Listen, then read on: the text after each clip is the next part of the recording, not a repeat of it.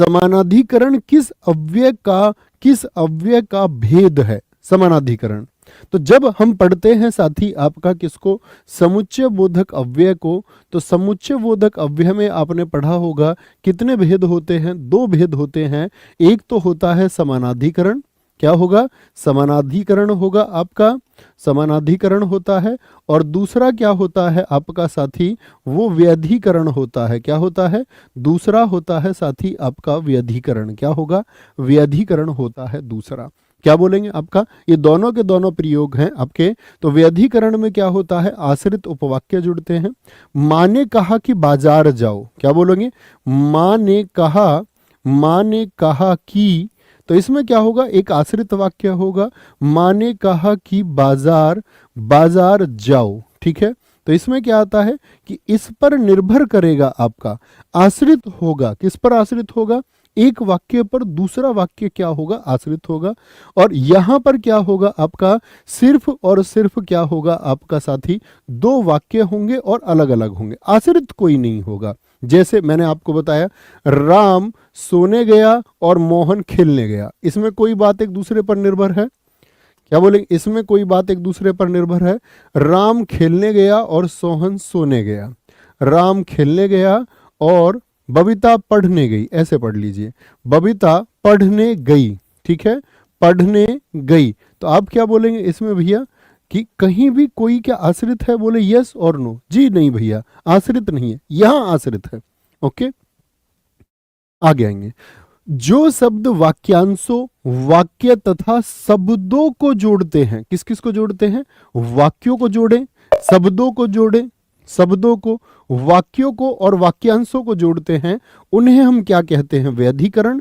आपका संबंधीकरण, ये तो नहीं, आपका समानाधिकरण होगा। क्या आपका समानाधिकरण भी किसको जोड़ता है? आपका क्या कहेंगे? वाक्यों को जोड़ेगा।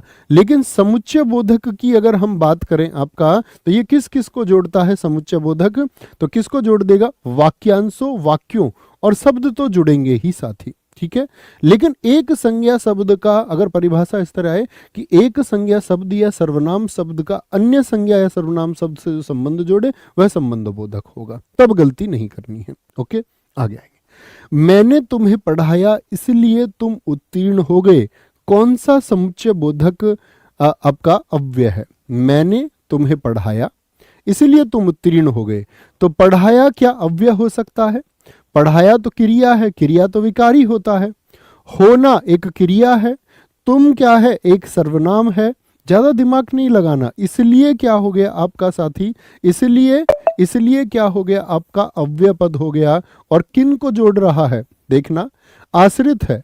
उसका उत्तीर्ण होना किस बात पर निर्भर करा है? उसका उत्तीर्ण होना किस बात पर निर्भर करा है? उसके पढ़ाने पर निर्भर साथी करा है। आगे आएंगे। कौन सा समुच्चय बोधक अव्यय नहीं है? कौन सा समुच्चय बोधक अव्यय नहीं है? क्या बोलेंगे? अर्थात, अतएव, अथवा, यानी वाक्य बना सकते हैं आप सभी से। इस प्रश्न को करो अथवा प्रश्न संख्या 1 को करो अथवा प्रश्न संख्या 2 को करो। अतएव होता है परिमाण दर्शक आपका। क्या बोलेंगे? उसने उसको कम खाने को दिया, अतएव उसने थोड़ा ही खाया। अतः उसने थोड़ा ही खाया, अर्थात आप जानते ही हैं।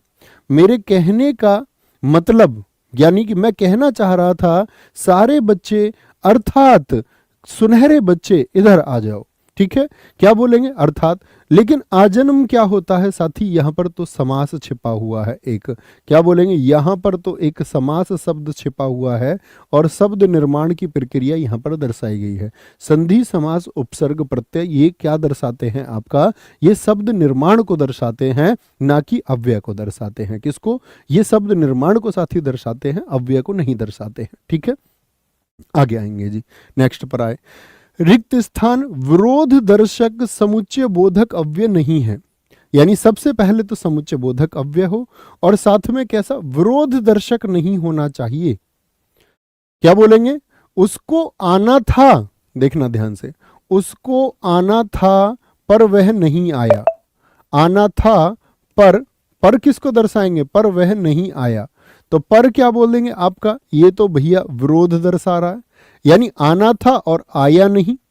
तो ये क्या हो गई, विरोध की बात हो गई नहीं, अपोजिट बात हो गई नहीं, हाँ जी हो गई। बल्कि क्या बोलेंगे, बोलेंगे ये भी एक विरोध की बात करनी है। विरोध की बात कैसे बल्कि का प्रयोग कर सकते हैं, जी हाँ, कोई भी एक वाक्य बनाइए। आप सब लोग कॉपी और पेन लेके बैठिए और बल्कि से कोई एक वाक्य बनाइए। उन 4 लोगों को आना था बल्कि वह 6 लोग आए, तो विरोध की बात है, जो होना था वो नहीं हुआ, तो बल्कि भी किस में आएगा, विरोध में आएगा। तुम आ जाना वर्ण है मैं आ जाऊंगा, नहीं तो मैं आ जाऊंगा, नहीं तो विरोध की बात कर रहा है। अतएव साथी कभी भी विरोध दर्शक नहीं होता, यह परिमाण दर्शक होता है। जैसे मैंने अभी एक वाक्य बोला था कि उसने 10 रोटी खाने को दी, अतएव उसने 10 ही खाई, इसलिए, ठीक है। तो क्या बोलेंगे, आपका ये परिमाण दर्शक होता है, कभी भी विरोध के रूप में प्रयोग नहीं होगा। उनके बिना तुम कुछ नहीं हो, वाक्य में संबंध बोधक शब्द कौन सा होगा, बोलेंगे जी फटाफट से।